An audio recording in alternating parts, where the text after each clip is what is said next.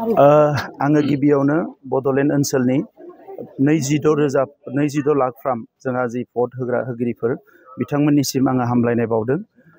बाथि बिसायख'थिया दिनै जाबाय जोंनि काउन्सिलनि आरो मोजां मोनसे सरकार बेवहाय फैगोन। रायजो राजाफ्रा मोजां मोनसे थासारियाव बयबो भट होदों।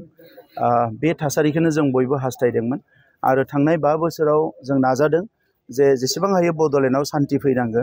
बयबो जोंनि हारिजों लोगोसे गुबुन माहारियाबो सान्थि गोजोनै रायजो जानो हानांगौ आरो जायखिजाया हाबाफारियानो सान्थिपूर्ण जानांगोन।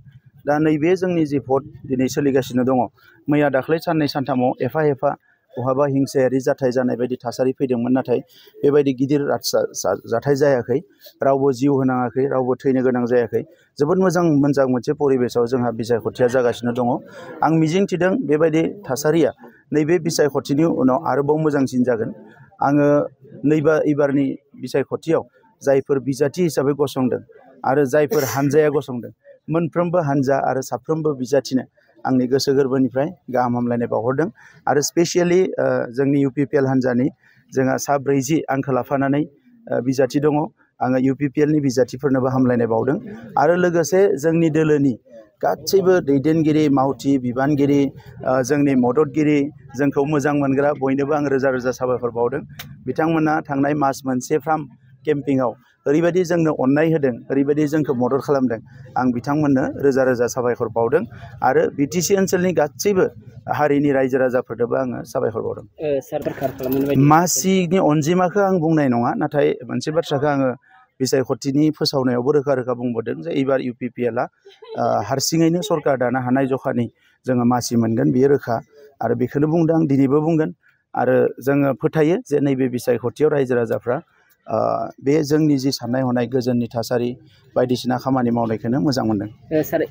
सारा भारतनि थासारि आरो मुलुगनि थासारिखौ नायनानै नुदों बे मोनबा जि आयदानि सायावनो खामानि मावनांगोन। गिबियावनो बिमा एबा आइ, जोंनि बिमाफोरनि रैखाथि आरो बिमाफोरनि जौगानाय।